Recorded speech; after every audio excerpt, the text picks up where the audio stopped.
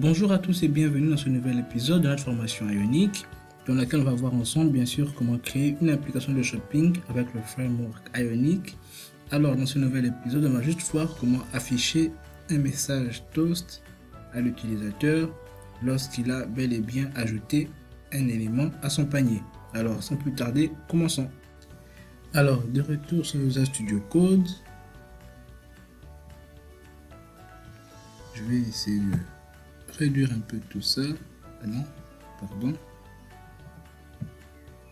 Ok. Alors, lorsque je fais vstorage.set, ça me retourne une promesse. Alors,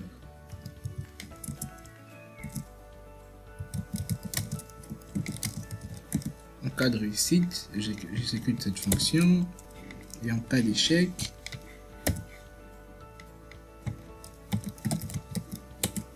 catch erreur. Alors, on va pas se concentrer sur l'erreur, on va juste faire un console.log.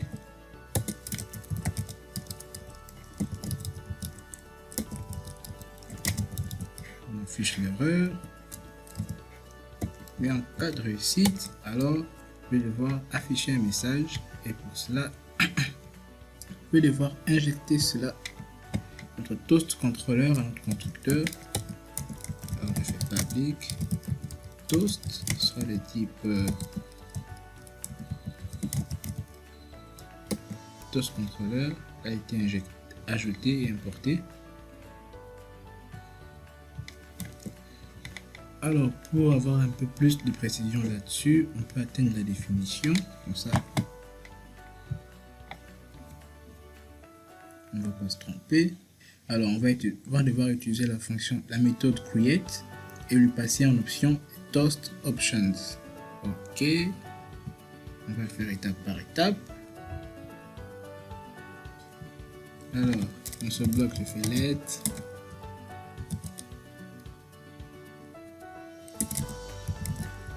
options, ce sont les types toast options si je ne me trompe pas.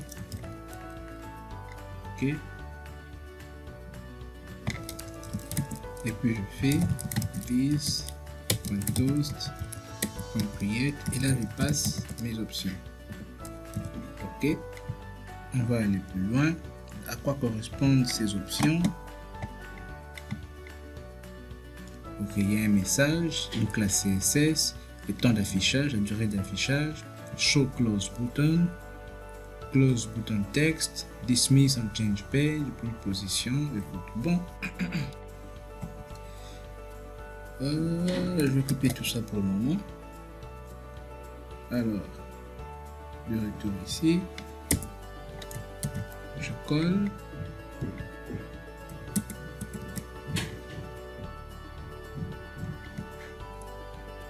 Comme ça, je vais pas me perdre. D'accord, il y a un message.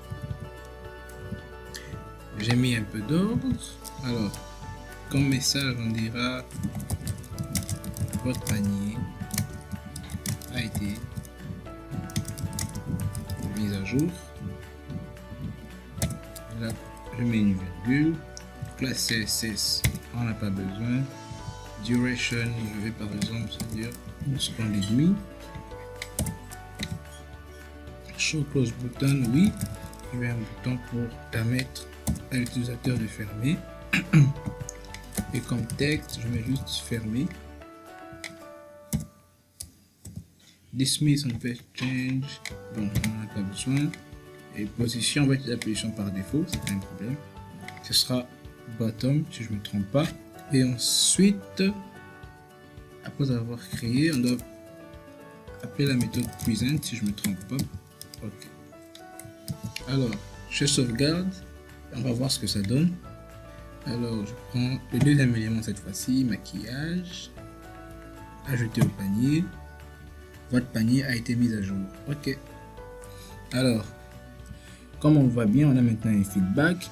Mais on ne peut toujours pas accéder au panier proprement dit. On peut ajouter des éléments au panier, mais comment est-ce qu'on peut voir ce qu'il y a dans le panier sans passer par le navigateur directement dans l'application? On aimerait voir ça aussi. Et c'est ce qu'on verra dans le prochain épisode. Alors, ne le manquez pas, il sera très intéressant. D'ici là, portez-vous bien. Merci pour votre fidélité. Si vous avez aimé la vidéo, likez-la, partagez-la autour de vous. Laissez-moi des commentaires si vous en avez et abonnez-vous à la chaîne. À très bientôt.